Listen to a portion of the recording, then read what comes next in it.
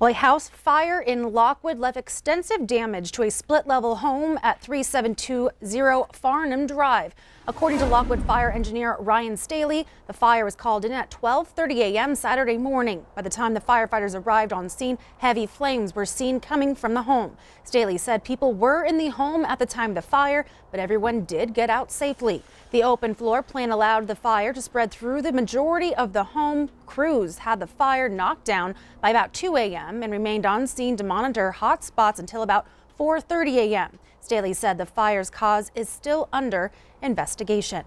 Well, above average highs on the weather front yesterday and today, and people were out and about enjoying it. Now, this weather, what most of us think is about when we think of the autumn time, it may be a little crisp, but still tolerable and enjoyable outside. Today, folks taking a nice stroll on the rims and in the parks, even some taking their Frisbees back out for one more game of Frisbee golf.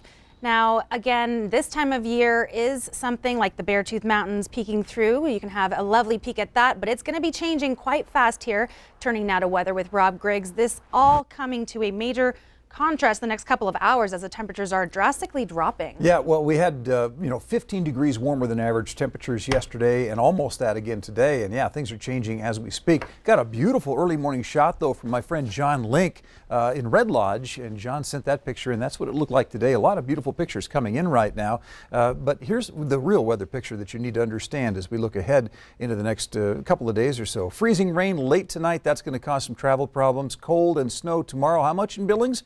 Well, we could see 2 to 3 inches by tomorrow night, but the main story, of course, is hazardous travel. And you can see right now the weather is starting to pick up from the west to the east, kind of moving in a northwest to southeast direction. Watches and warnings on the board right now. We've got winter weather advisories across most of the state. Winter storm warnings in north central Montana. We're talking about 4 to 8 inches or more in the mountains of north central. But for our area, glazed ice and snow and colder temperatures. All of that in the details of the forecast in just a bit, Zoe. Thank you, Rob.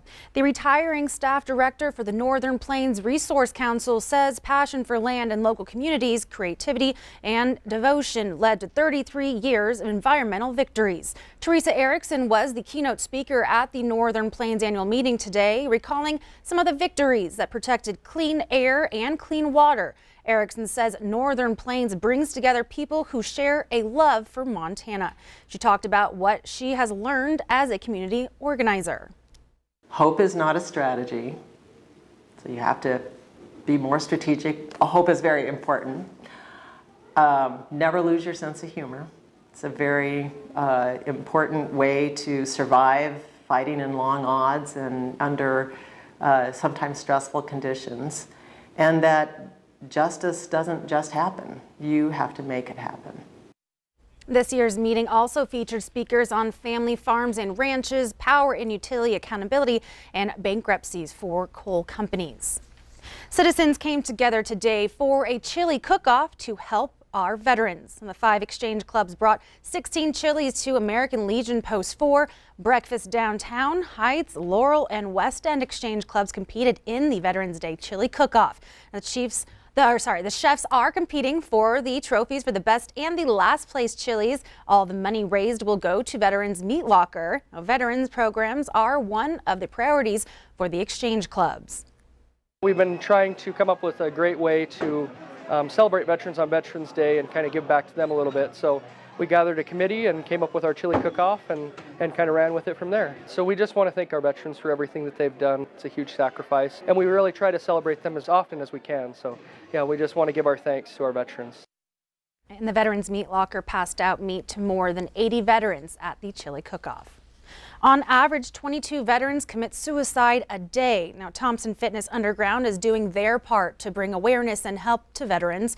In honor of that, the Courage Foundation, an advocate for veteran mental and physical health, produced a 24-hour challenge for Veterans Day weekend. The challenge is to set a record of 22,000 burpees in 24 hours. A team from California is attempting to accomplish 36,000. So Thompson, they're challenging that number.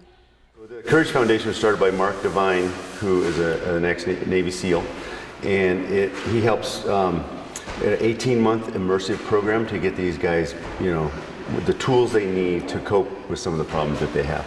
Mental health and also some physical health stuff, and then It's a long-range program, and it's really been very successful. So. Now that challenge will run through 9:30 tomorrow morning, and anyone is invited to stop by and donate burpees to the cause. Visit ktvq.com for more information.